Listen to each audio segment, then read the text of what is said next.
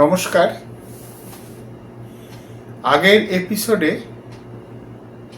আমরা জেনেছি কত রকমের টাইপের অ্যাডপশন আছে।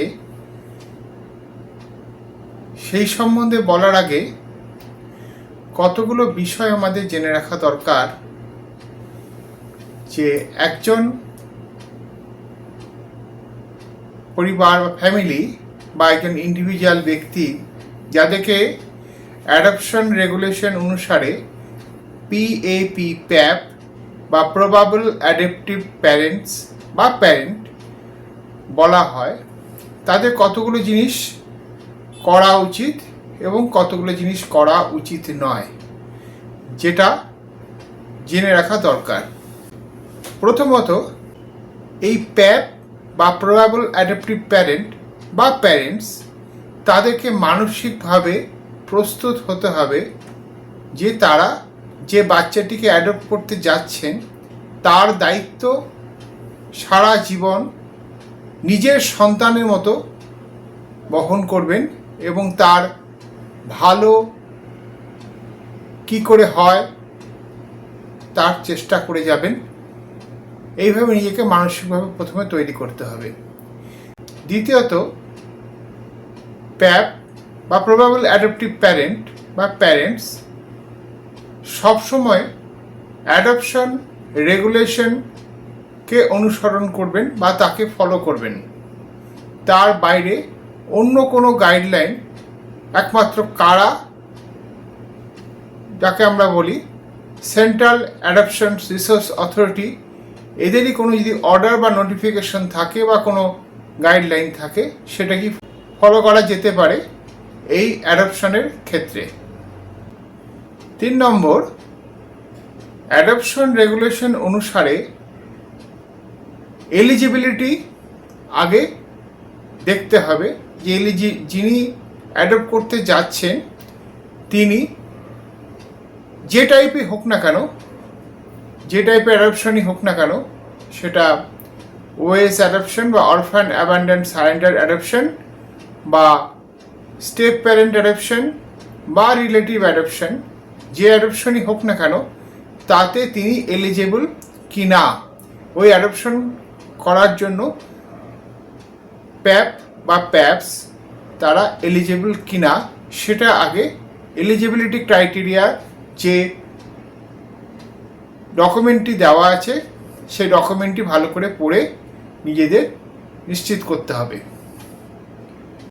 চতুর্থত, রেজিস্ট্রেশন করার আগে যে ডকুমেন্টগুলো দেওয়া বাধ্যতামূলক সেই ডকুমেন্টগুলো হাতের কাছে রাখবেন, অরিজিনাল কপি।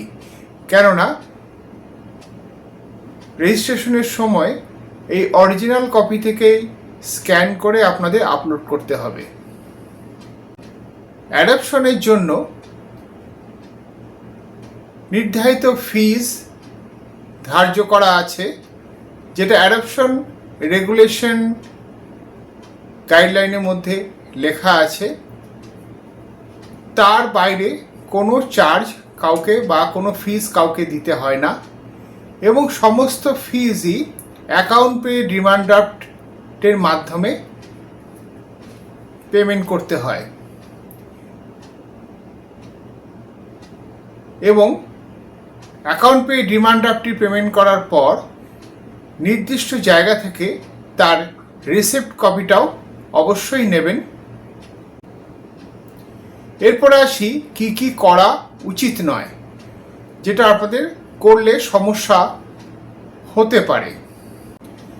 এখনকার অ্যাডপশন রেগুলেশন অনুসারে যিনি অ্যাডপ্ট করতে যাচ্ছেন তাকে অনলাইন রেজিস্ট্রেশনের মাধ্যমেই নিজের অ্যাডপশনের জন্য নির্দিষ্ট ফর্ম ফিল আপ করতে হবে। অনলাইন রেজিস্ট্রেশনের মাধ্যমেই আবেদন করতে হবে কারা বা সেন্ট্রাল অ্যাডপশন রিসোর্স অথরিটি বা মিশন বাৎসল্য যে পোর্টাল আছে সে পোর্টালের মাধ্যমে। এছাড়া তিনি যেন কোনো নার্সিং হোম বা মেটার্নিটি হোম বা কোনো মধ্যস্থতাকারী বা কোনো আনরেজিস্টার্ড বা আনঅথরাইজড অর্গানাইজেশনের সঙ্গে যোগাযোগ না করেন কোনো বাচ্চাকে অ্যাডপশন নেওয়ার জন্য, এটা করলে তার বিপদে পড়ার সম্ভাবনা আছে। যখন রেজিস্ট্রেশন করবেন তখন যা যা ডকুমেন্ট আপলোড করতে বলবে সেই ডকুমেন্টগুলো আপলোড অবশ্যই করবেন। না করলে আপনার রেজিস্ট্রেশনটা ক্যান্সেল হয়ে যাওয়ার সম্ভাবনা থাকে। অ্যাডপশন রেগুলেশন অনুসারে বা সেন্ট্রাল অ্যাডপশন রিসোর্স অথরিটির গাইডলাইন অনুসারে যে নির্দিষ্ট ফিজের কথা বলা আছে তার বেশি কখনোই পেমেন্ট করবেন না। সর্বশেষে বলা, যিনি অ্যাডপ্ট করতে যাচ্ছেন বা অ্যাডপশনের জন্য সিদ্ধান্ত নিয়েছেন তিনি চাইলে সেন্ট্রাল অ্যাডপশন রিসোর্স অথরিটির টোল ফ্রি হেল্পলাইন নাম্বার আছে, সেই টোল ফ্রি হেল্পলাইন নাম্বারে আপনারা কল করে আপনাদের যদি কোনো প্রশ্ন থাকে সে প্রশ্ন জিজ্ঞাসা করতে পারেন। এতে আপনাদের সুবিধা হবে। আজকে এই পর্যন্তই বললাম। পরের এপিসোডে আমরা এক একটি টাইপ সম্বন্ধে বিস্তারিতভাবে বর্ণনা করব। নমস্কার।